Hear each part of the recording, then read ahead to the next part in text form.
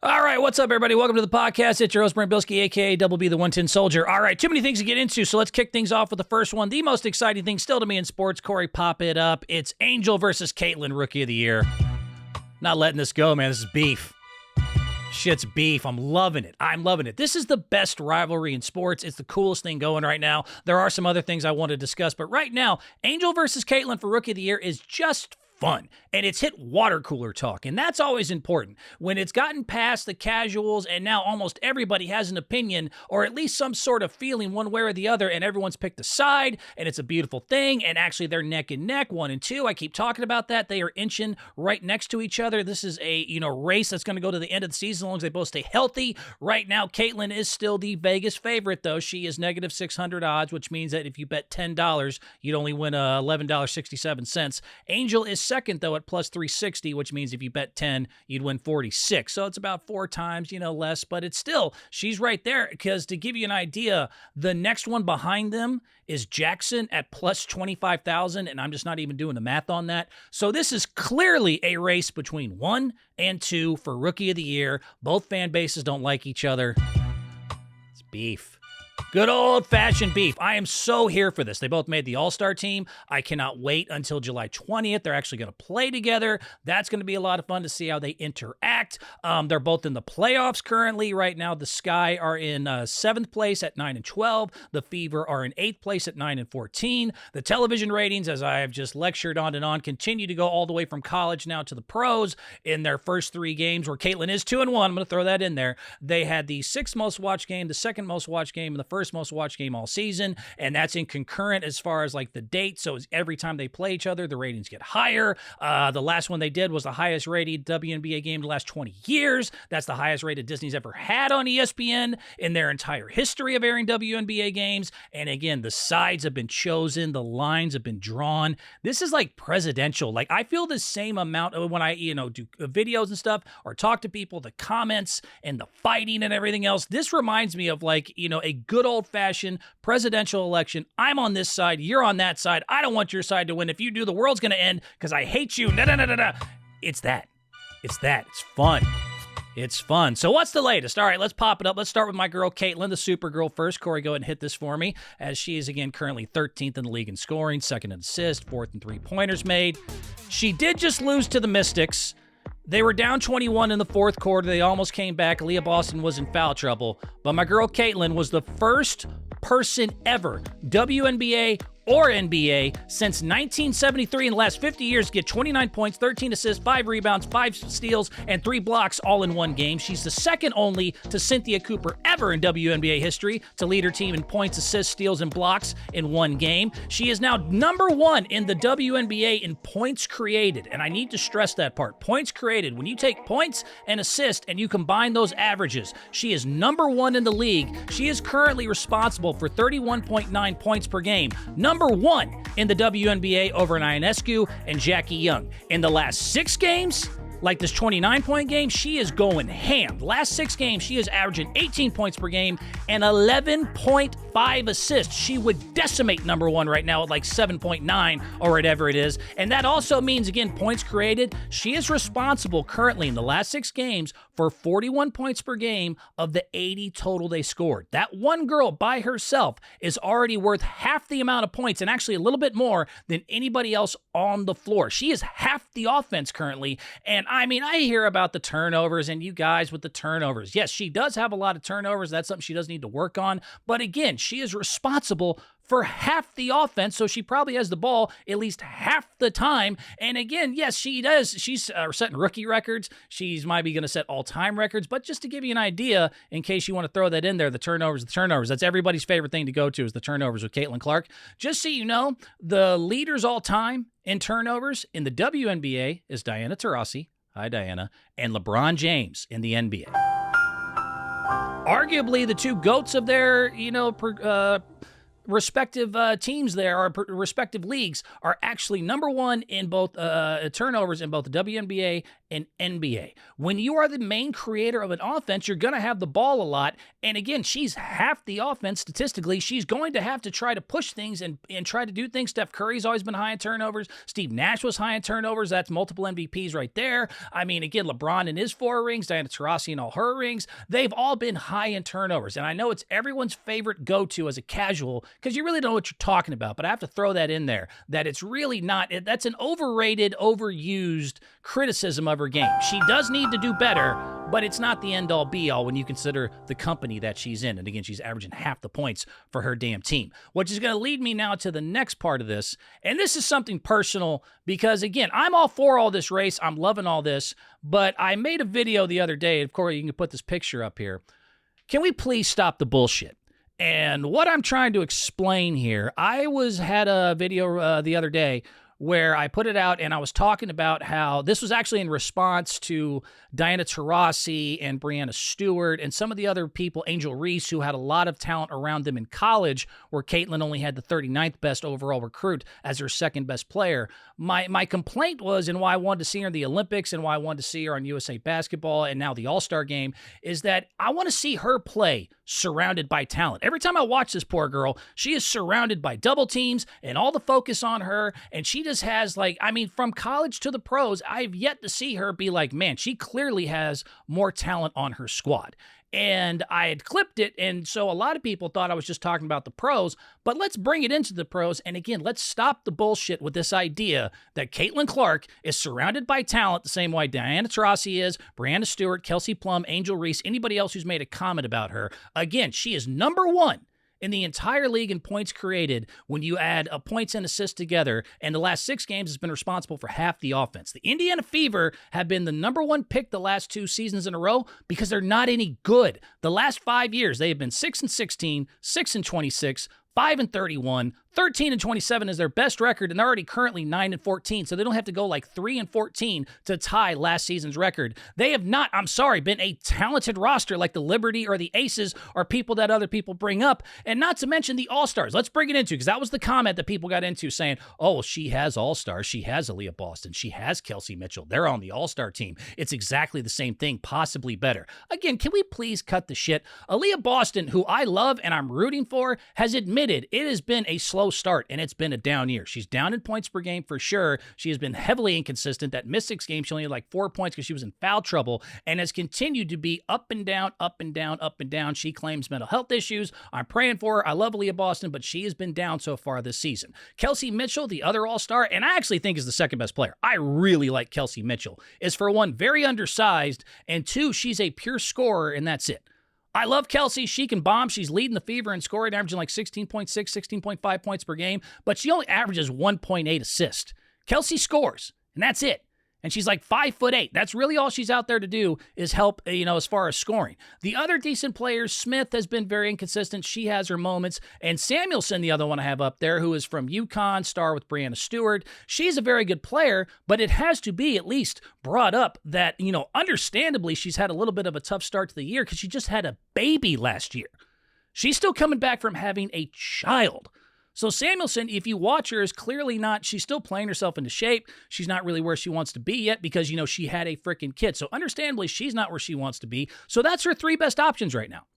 The 3 best options, the people that you bragged to me are like, oh, they got All-Stars. They got just as much talent. Is an Aaliyah Boston, who admittedly said, I had a slow start and I'm off to a bad, inconsistent year so far. Kelsey Mitchell, who I like, is probably their second best player, is an undersized scorer who only averages 1.8 assists. You have Smith, who's been, again, inconsistent. Then you have Samuelson, who I think might be the 3rd best player in that group. But unfortunately, she just had a baby last season. She's still playing herself back into shape. I am sorry. That is not the same level as when you look at Phoenix, where Diana Taurasi has Brittany Griner and Copper, who's second in the league with 23 points per game. That is not the same as when you have Breanna Stewart, also surrounded by all-stars like Jones, Ionescu, and Vandersloot. That is not the same as when Kelsey Plum is got Asia Wilson, the best player by far in the WNBA, Gray and Young. That's not even the same as Angel Reese with Chicago right now. Look, there's a reason that Kennedy Carter has been kicked off of 2 teams in 3 years and is still coming back and back and back, and actually was kicked off for fighting and being, a little bit of a problem problem because she can flat out play. Kennedy Carter can go.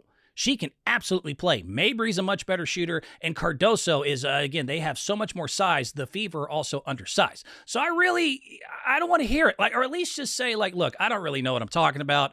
I'm a casual. I'll read Wikipedia and I'll comment in your little section here, but I don't really know what the hell I'm actually getting into. I have watched every single one of these games. I've watched them and I've watched the teams they play, and 9 times out of 10, I'm like, God, this girl has been stuck on an island sometimes. Boston, when she comes through, obviously it makes for a great 1-2 punch. Mitchell can score, but again, doesn't do much else. I would love to see, end of the season now with the also month break in between where there's going to be the Olympic break, that Samuelson continues to play her way back into shape and gets in better shape and gets back to her old form. But I'm sorry, a down Boston Mitchell who can score, and then a Samuelson is not the same as Griner and Copper in Phoenix, like Jones, Ionescu, Vandersloot in New York, like Asia Wilson, Gray, or Young in Las Vegas, or even Carter Mabry, who's a very good shooter, and Cardoso in Chicago. Y'all got to stop that shit.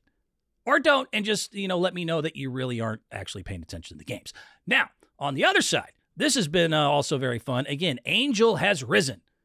Angel has risen. Let's keep giving some love to Angel Reese, who continues to make records and doing very Angel things as Angel always does. I thought this was a perfect thing because Angel continues to set her records, but is still being Angel. And it's so beautiful because it just fits the narrative. So what am I talking about? All right, so Angel, as we all know, now has 14 double-doubles straight, consecutive 14 double-doubles. That is the most ever in WNBA history. Shout out to Angel for that. She is number 1 in the entire WNBA in rebounds. She has a plus 16.6 net rating. She just had a career-high 27 points against the Storm the other day. The Sky have won 3 of 4. They're now in 7th place. Again, those 14 consecutive double-doubles passes Candace Parker, the most consecutive all-time, and passed an all-time legend to do it. She only needs 22 total for the season record. She's clearly going to do that as long as she stays healthy. But the way she got it done was Angel. She stat padded, and you got to talk about it. So I got to roll the clip here, Corey, if you don't mind. So again, Angel gets her 14th double-double. The only problem is they were up 7 with 6 seconds left, and she calls for the ball. She needed an extra 2 points. She gets fouled because the other team had given up because you're up 7 with 6 seconds left. She stat padded to do it. And look, it's cool. I'm here for it. I loved it. A lot of people got upset. I was like, oh, I like this. That's very Angel. That's bad boy Pistons. Somewhere, Lance Stevenson and Dylan Brooks are smiling. That's villainy. That's villainy. That's WWE shit. That is what we call cheap heat.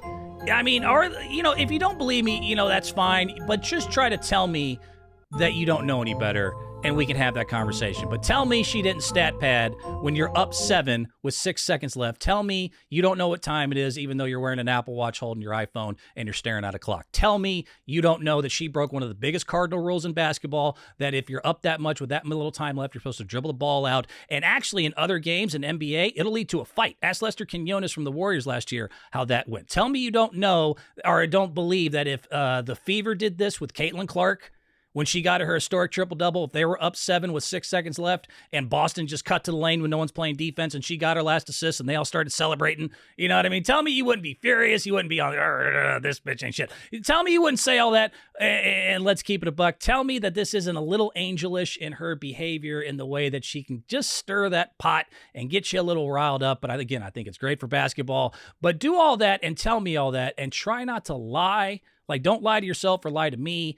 Or try not to just attack me personally. That's probably the only other way you can go with this. Anybody who's watched a speck of basketball for any more than 10 minutes knows it's a no-no. You're not supposed to do it, especially just to keep a streak going. You already won the game. It's a bad sport. It's a bad look, but it's good. I like it. Again, pisses people off. I like the fact that she pisses people off. I like the fact that I have a 1 and 2. I like that there's an there. But she did it. She did it. Hey, still, though, no matter what I say, 14th double-double, she got it. She got her double-double. That's 14 in a row, continues to smash the record. Clearly, the fans and teammates didn't seem to give a shit. They're all, cheering and loving it, so they're all for it. Again, joining kind of it gives me a bad boy Pistons feel.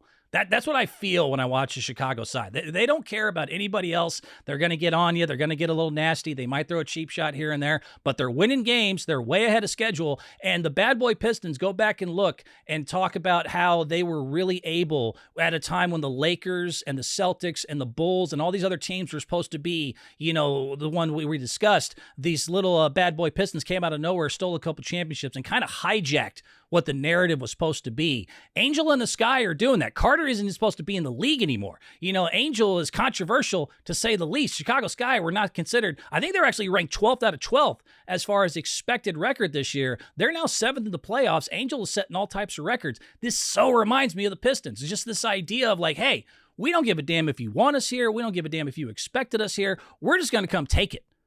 And by any means necessary, we got to do what we got to do. We're going to win.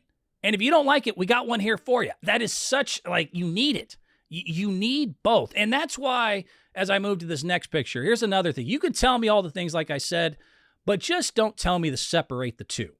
That's the only thing I have to lecture y'all on. Please do not tell me, as I've heard and commented and other people I've had discussions with, why every time you got to bring up Caitlyn, you got to bring up Angel. Why every time you bring up Angel, you got to bring up Caitlyn. Because they're better together.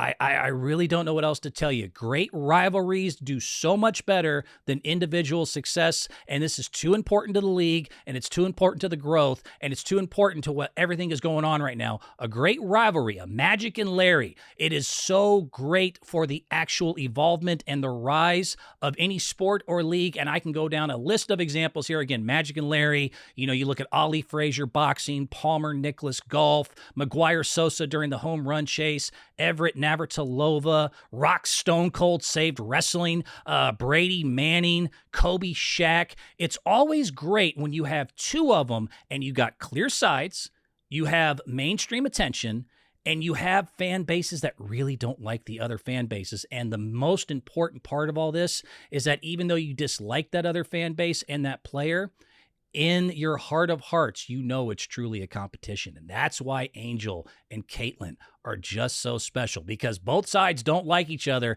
and they might not say it in public, but if I gave you, a lie detector test, you would have to admit, I am worried that the other one, who I consider the enemy, is going to take everything from the one that I like. That is what makes sports so fun. It's not that you just want to see someone win. You want to see the other one lose. Before the game, you feel that anxiousness, that excited. You feel that either pain or joy when they win or they get defeated, and you take it with you. That is what makes watching sports just fun in the first place. It is not good when it's just one or the other. Your hero is only as great as the villain who challenges them. No matter who you think the hero or the villain is the story. A hero is only as good as its villain. You have to believe that the villain can beat your hero, and then you get just, again, that anxious, that feeling of like, God dang it, please don't lose.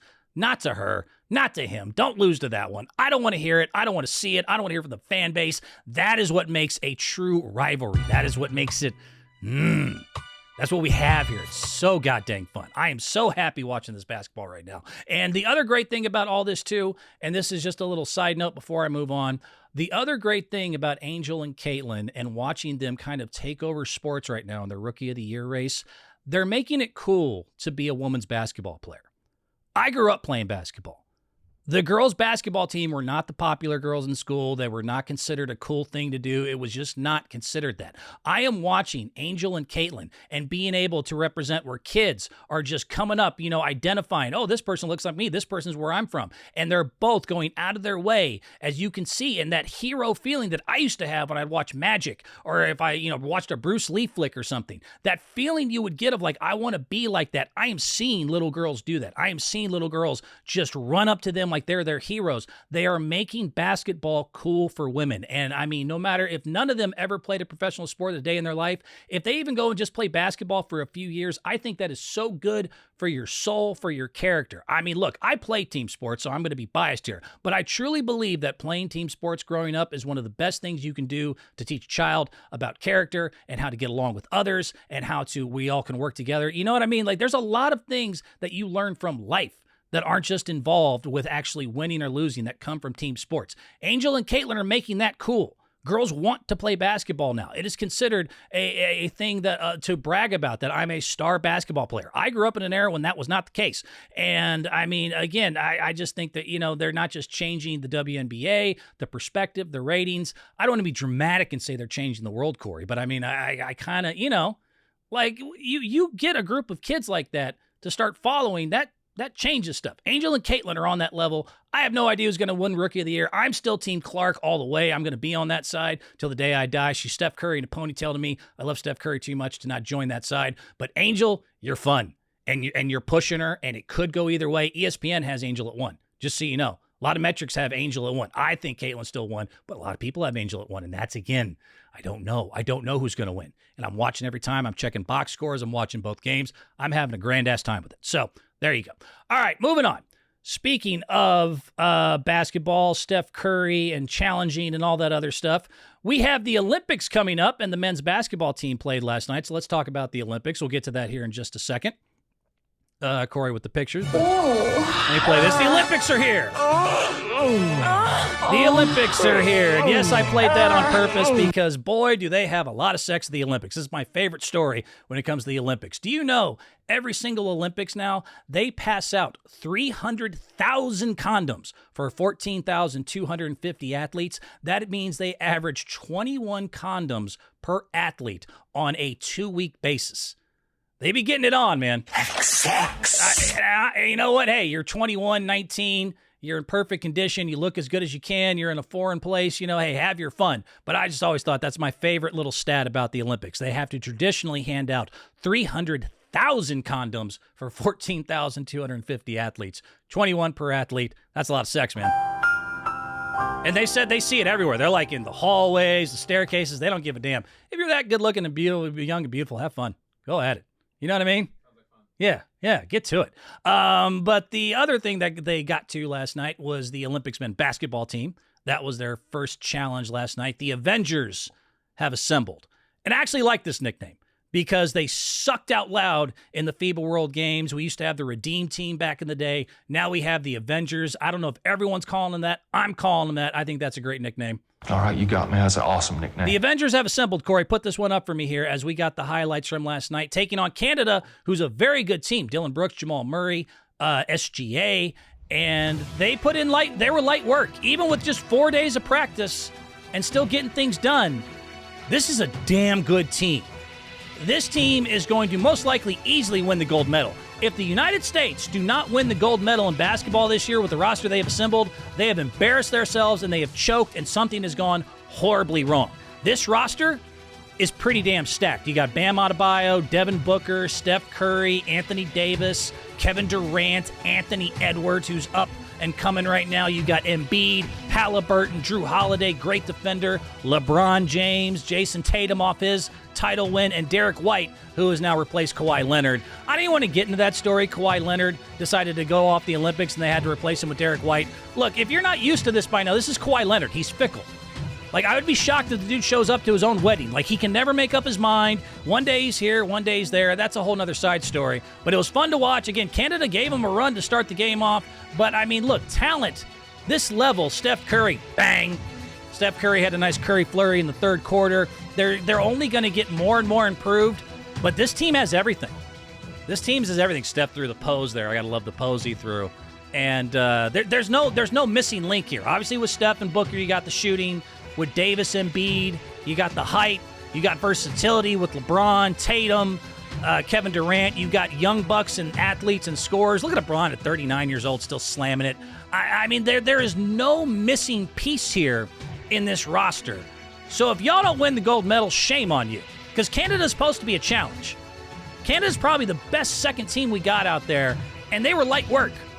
They were lunch meat. They were barbecue chicken, as Shaquille O'Neal would say. Anthony Edwards hitting the shot to end the third quarter. It was a pure show. It was a lot of fun, and I really enjoyed it. So, yes, we should easily continue our dominance now. It's nice to see the Avengers assemble and be able to put something together to where it looks like we should have something close to the greatness that we had. And so it leads me to a question that I want to get into. And so if you can hit this one here for me. It reminded me of the 92 Dream Team. And so I wonder out loud, do I think that this team, the 24 Avengers, could actually beat the 92 Dream Team. I'll tell you this. I've hated this conversation for the longest time. I've always thought this was the dumbest, biggest reach. You're talking about the 92 Dream Team. You're out of your mind. I've always usually hated the conversation of, oh, could this Olympic team beat the 92 Dream Team? Stupid. Never liked it. Never was a fan of it. I hate. Now I am, because I look at this roster. This is pretty close. This is pretty close. And I mean, let me know your thoughts, but obviously Time Machine and whatever, if you put the 24 Avengers against the 92 Dream Teams, this is not, and that's the 92. People, old heads are like me, remember, young kids, maybe y'all don't know, the 92 Dream Team won by an average of 44 points. They changed the world. All the Lukas and Jokic's you see now are all an offshoot. They were the damn Beatles. They were the greatest team ever assembled. 11 of 12 were Hall of Famers on that roster, a lot of them in their prime. It's the greatest team you've ever seen. And it's always been the benchmark of, could somebody beat them? 24 could have. I honestly, I don't know. In the best of 7, I at least give them 2. Look, the 92 team, obviously most people should know, but I'll remind you. David Robinson, Patrick Ewing, Larry Bird, even though he was older, Scottie Pippen and Michael Jordan in their prime, Clyde Drexler, Karl Malone. He's not like us with the minors, but, it's a whole other thing. Stockton, Mullen, Barkley in his prime. Magic was still very, very good at that point. That's insane. Magic, Bird, Barkley, Pippen, MJ, that's bananas. But I look again at the 24 roster. Curry, young Anthony Edwards, Kevin Durant, LeBron James. These are Hall of Famers too. These are just on the same level. At least the starting fives, to me, would be a close call. I really think, and I looked at the matchups, what would I do? So 2024 team, I would probably put Steph at point, Anthony Edwards at 2, Kevin Durant at the 3 spot. You got Bronny at 4 because he's older and he likes to bang now, and I'd put either, of course, Embiid or ND at 5. On the 92 side, I'm going to go Magic, MJ, Pippen. Bird was too old at this point. He was on like crutches at this point. Barkley and Robinson. So again, Steph, Anthony, Kevin Durant, Bron, or Embiid versus Magic, MJ, Pippen, Barkley, Robinson is, thank God I don't have a time machine. They said, you only have one trip you could make. I would make this, and they'd be like, did you want to save the world or kill a, dictator? No. I want to see 24 92 get it on. I'll use my one-time thing on that. It would be so goddamn fun. Now, I'm obviously going to lean 92. If I was the 92 team, I would put Pippen on Steph. I think Steph would have a hard time with that size. MJ, of course, and Anthony Edwards have to face each other. Their father and son, wink, wink, according to the internet. Of course, they would have to match up. Then you put Magic on Kevin Durant. I think that'd be a very interesting matchup. Barkley and LeBron. This is, again, an older Bron, so Barkley would be able to bang the shit out of him. I guess pause. Let me throw that in there. Barkley used to be able to hit dudes. Go look up old Barkley clips. That was a mean sumbitch. Bronny is not going to bull his way into the lane. Excuse me, Bron, not the son. Bron would not be able to bull his way the way that he usually can there, even at the advanced age of 39 years old. I think that's actually a wash. And then Embiid and David Robinson. Go look up old David Robinson clips. Go look them up. So I'm going to tell you. So, I'm kind of getting into like a complete what-if hypothetical. It's just, this is personally fun for me. This is the first time I don't think that's a dumb conversation. I've heard it for, since 92. So, 30 years now? Or almost close to it, 25, whatever the hell it is. I'm not in the mood to do math. Ever since they were assembled, though, every other Olympic team, could they beat the 92 Dream? No. This team could. This team's got the right mix, got everything they need, and if they don't win the gold medal, that's a damn shame. Speaking of, the Olympics and America and all that, who was at the game was Obama. Obama was there. Thought that was fun. I'll get to him second, but let's just talk about some presidential behavior as we're getting more into the Olympic conversation and everything else. This first one, look, it's what it is. It's what it is. You're fired. We all saw the debacle of the presidential debate, whatever it was, a week or two ago. And so the latest thing, keeping this in sports related, I'm sure a lot of y'all that saw it remember the Donald Trump Biden when they started bitching about their handicaps and who would beat who in golf. And it was like a weird, spin off into like, are we not talking about important shit right now? No. Who's the better golfer? And then Biden was like, oh, I'm a 6 handicap. And to give you an idea, a 6 handicap is like the top 15% of all people who play golf regularly. So no offense, Sleepy Joe. Like, just to give you an idea, if there was 100 people that played golf consistently in a room, I wouldn't be like, oh, Biden's got top 15. Oh, he's going to beat at least 85 of these dudes. They're going down. I doubt that sincerely. However, Trump being Trump had to, keep the thing going. Apparently, he publicly challenged Biden, who's already denied it and said this was weird and that, he's busy running the free world. But if we can roll the clip real quick, thought this was interesting. Donald Trump challenging Biden to $1 million. I'm also officially challenging Cricket Joe to an 18-hole golf match right here.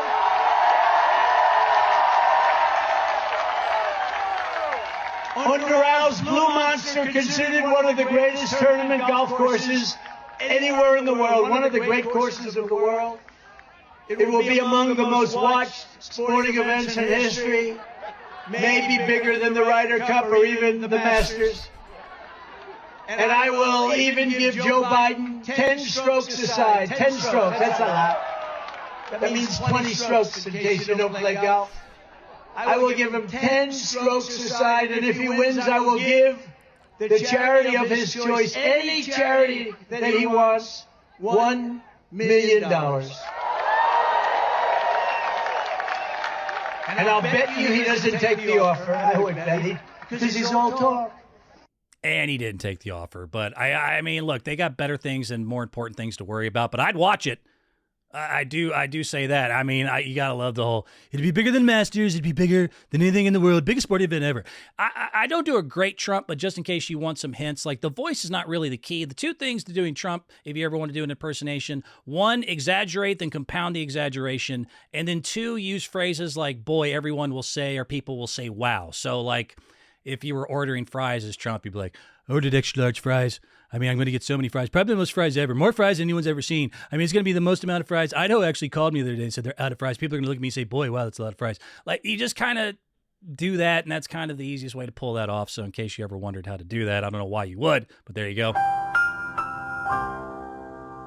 I'd pay to see it. Biden already said no, but I don't know. I don't know if I'm not voting. I swear to God, I'm writing in the Rock and Stone Cold. This is a personal thing for me. I always vote third party, and I'm voting in the Rock and Stone. I don't care. I am so not into this election. I don't want to get into a whole. Honey Badger don't give a shit. Rock and Stone Cold would get shit done. That's my ticket. But anyways, let's move on. He's always controversial. Probably the most controversial. Obama. A lot of people love Obama. He did the skit. I thought this was great. Let me go ahead and set this up here with a little bit of music. President Obama was at the USA Basketball, the 50-year something, and he was doing a speech, and he's handshaking the players and coaches. He did the Key and Peele. Does anyone watch Key and Peele? Does anybody remember the skit when they had Jordan would play Obama, and if you see the black dude, he'd dap him up, and the white guy would be like, oh, he actually did it. Like, it's basically apparently off real life. Corey, roll this for me. This is hilarious. He did the skit. Anthony, what's up? Steph, how you doing, my guy? LeBron, give me some. Get in here, buddy. Hey, D, playa. Love it. Oh, white people. Oh, hello. Hello. Nice, firm handshake. Spolstra got a little bit of a hug. Kerr, this is so awkward. I love this part. Is that cool? He actually did the skit. Like that's funny to me. I'm sorry. I enjoy that. You saw it, Bronny. Boom, give me some. As soon as he got to Mark Few, he's like, oh, hello, sir.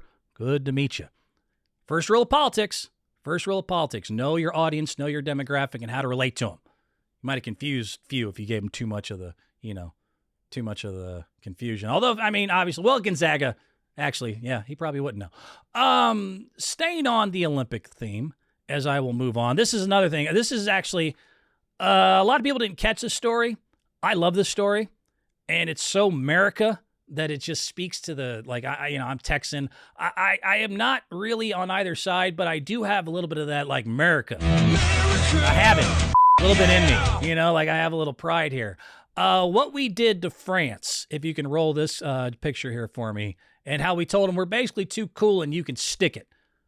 I love this story. So let me set the scene one more time. The Paris Olympics are coming up here in a couple weeks, and France, being France, they decided they wanted to have the most green Olympics in history. They were going to have the least carbon footprint, the greenest Olympics in history. What does that mean? That they weren't going to provide air conditioners.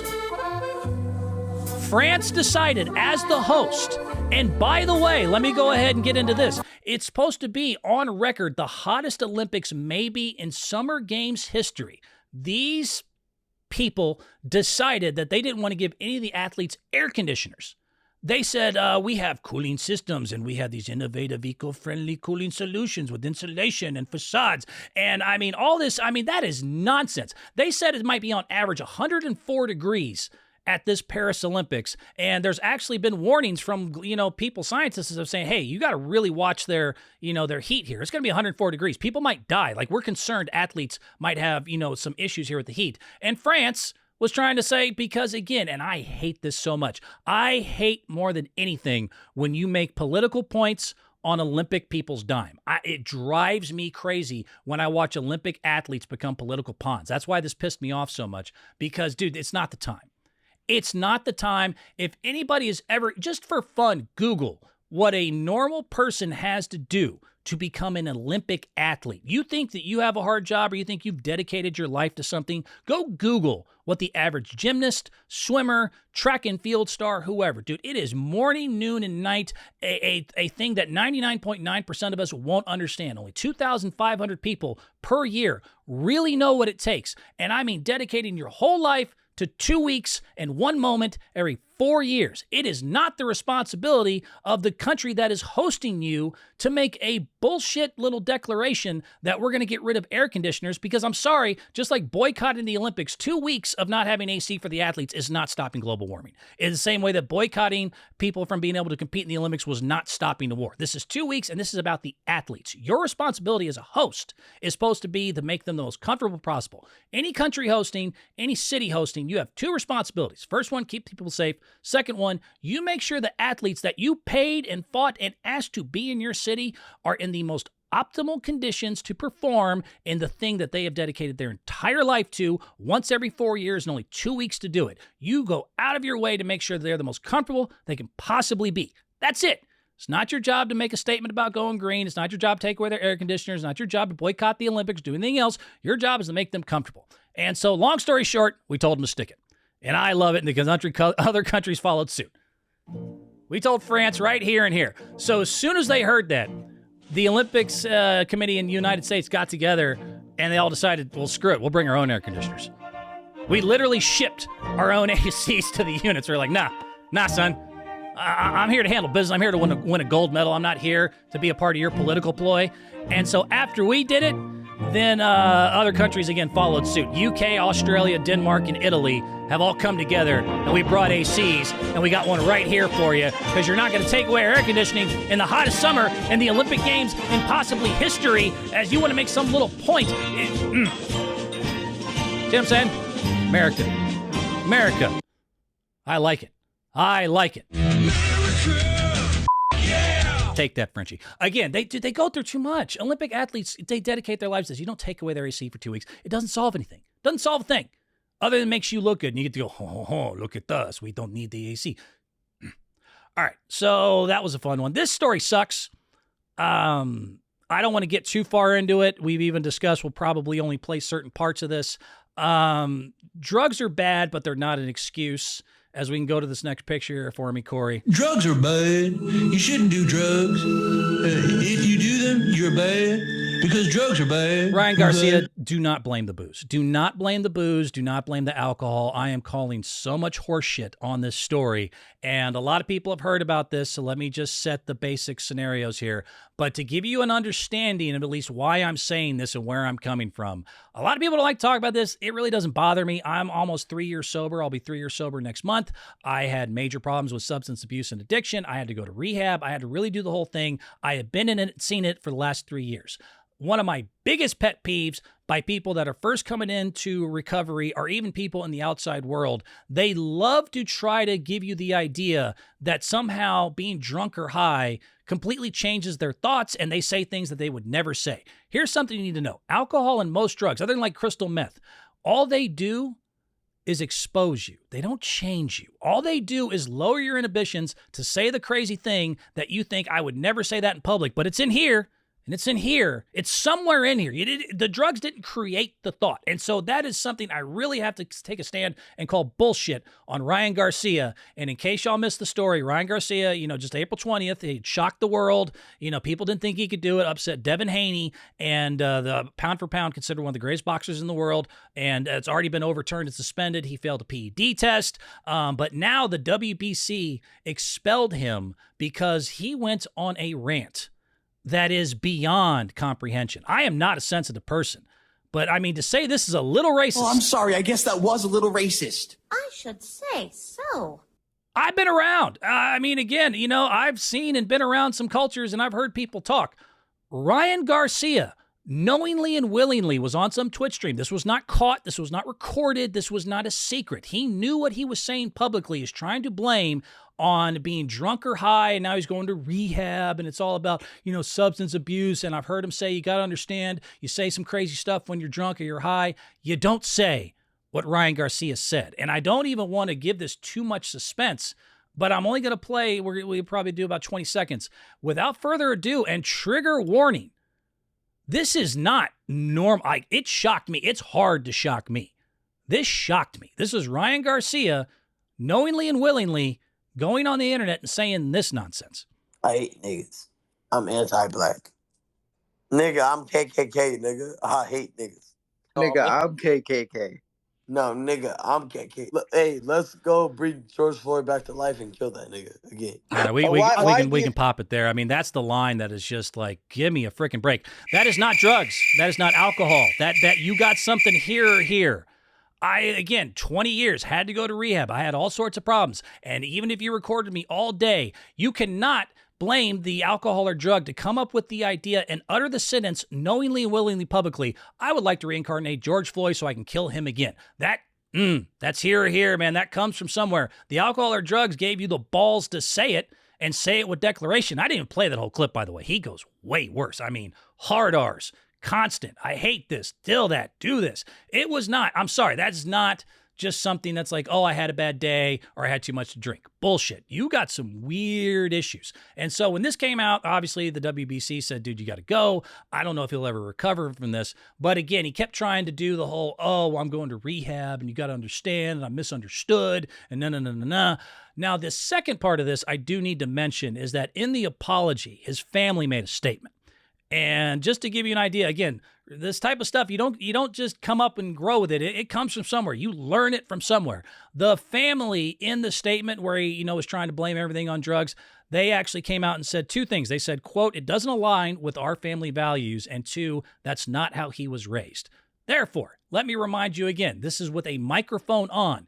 I didn't know this, but I saw this now. During the Haney fight, in the lead up to the fight at a press conference, again, the family, this is the dad of Ryan Garcia, I guess he's in his camp, who, by the way, or to remind you, says, we don't know where he got this, we don't know where this came from. We didn't raise him like this. Here's Ryan Garcia's dad, who says he has no clue where any of this shit came from, talking about Devin Haney's dad. Roll this clip for me. Nappy head, motherfucker. Nappy head. I sound like some racist shit. Yeah. Well, hey, that's what he's looking like. He really got a toupee on. Looking like. I'm sorry. He really got a toupee. He got a nappy head. Listen, us African Americans, we have more coarse hair than you Latinos. But that don't make our hair nappy. But that does not make our hair nappy. It's called facts. So don't get it confused. I don't care about all facts or whatever you got to say. At the end of the day, we're African Americans and we have a different course of hair. That does not mean that our hair is nappy. That wasn't secretly recorded. That wasn't something you caught off mic. He knowingly and willingly said that in public proudly and then seemed to get upset that anyone had anything to say about it. Is the same person trying to say, oh, I have no idea where my son's rant came from. I have no idea where those thoughts came from. We didn't raise him that way. Bullshit. Y'all all have some issues that you need to work on, and I'm going to move on to another topic, and I'm going to end the show with some funny stuff here after I got one more story. But the final point being, as somebody, again, 20 years in the game, had to go away for a while, had to go to sobriety meetings, had to get a sponsor, had to go to sober living. I had to do all that stuff. One of the first things you learn is people like this who say things like this, you cannot ever in a million years, you do not come up with that just on your own or with your drugs or alcohol. There's something here or something there. You've got something in your mind. Sounds like you have mental problems, man. That needs serious help. But I will not excuse, and if you listen or you ever see it or anyone talk about it, do not let them go, oh, he was drunk or high. That's what, bullshit. Bullshit. Okay, I feel better. Got off my chest. Moving on, this is another one. This story sucks before you get to the video, but we'll play it here in a second. Oh, Smalls. You're killing me, Smalls. Smalls. The Sandlot. Corey, you're a young buck. You ever seen The Sandlot? Okay, Smalls, the main character. You're killing me, Smalls, the sweet little kid who had to be taught baseball, and the actor. You're killing me, Smalls. Roll it. Smalls ain't small anymore, and he's a criminal. Tom Geary, the kid who played Smalls in The Sandlot, appeared in court, was arrested in June for assault and battery. He might really kill you now. You're killing me, Smalls. That's him. This is just a week or two ago. Apparently, he thought his wife was in the house. She wasn't. He's brandishing a knife, and he's just completely whacked out of his skull and clearly having a bad time. He went stone cold as he walks away, as he smashes a dumbbell on the dude's car. Smalls. The kid from the sweet little, I hate getting old. I hate getting old and watching people that I watched, be like, oh, really? That's what happened to you? Thomas Geary, man, Smalls, he might actually kill you. You're killing me, Smalls. He's brandishing knives and going all sorts of crazier. Sad. Sad. Drugs are bad. Drugs are bad. You shouldn't do drugs. If you do them, you're bad. Net worth only of $100,000. Now, that happens to a lot of child actors, by the way, is that they don't get their fair shake. And it's got to be a pain in the ass. Like, you're a first-time kid in a movie, and you get, The Sandlot is one of the greatest, most watched movies of all time, and you only had a net worth of $100,000 from it. Like, that's got to be a frustrating combination. I still don't think you can brandish knives and smash people's windows, but, still, obviously, hopes and prayers and everything else for Tom Geary, man. Get it figured out. But Jesus Christ, Smalls from The Sandlot. Sucks. I have to end on a happier note to cleanse the palate. I got a couple fun ones here. I'm almost on time. How am I doing? I'm good. All right, let's end on a couple fun ones. Then we'll call it enough with the racist and the drugs and the Sandlot and the sad and everything else. Let's have a good time here. Let's keep it on a baseball one. I just found this on Instagram. Thought this was cute. This is truly called hitting it out of the park. Truly called hitting it out of the park. Some little league somewhere. It's gone. Here, take that. You take that. And go to sleep. I love it. He hits it. He hits it long. Umpire, hey, let's call it. It's a home run. Boy! And let's go night-night. Everybody go night-night. One more time, just because I'm a sadist. It's out of here. It's gone. Everyone's having a good time. Ta! And everybody goes night-night. Goodbye, ref. Umpire. I'm sure he's fine. It's on the internet, so they must have checked that he's fine. I'm sure he's doing great. This next one. I fully support this. I like that idea, and I will support it. I grew up playing basketball where when you were even at the free throw line, when it's supposed to be nice and quiet and you're supposed to concentrate, you have people just yelling and screaming. The higher up you get, there's whole college sections that are dedicated to, big old fat guys shirtless swinging at you, people saying God knows what, all this distraction and stuff. So I have zero sympathy for golfers. None. Zero, nada. So this kid, whoever he is and wherever he did it, I love this idea. I like that idea, and I will support it. Look at this. Just being a menace. So he's just going around, waiting for guys to have their backswing, and then he's just honking the horn. It's so funny. They get so mad. I have zero sympathy for you. Zero. Let's get to the next one here.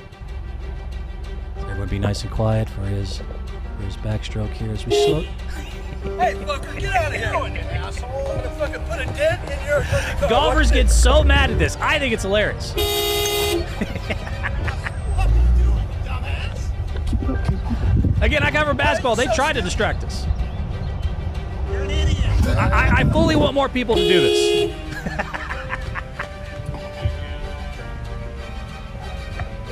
Oh, take a mulligan, buddy. Take a mulligan.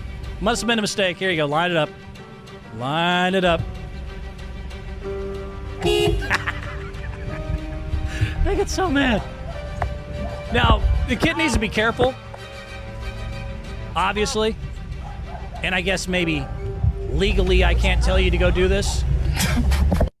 But if you were to do it, I wouldn't be upset. I like that idea, and I will support it. Golfers, I don't want to hear it. I used to deal with everyone screaming all the time. You know, the higher up you get, you got people doing, half naked doing all this. You get a honk and you're like, oh, I can't even.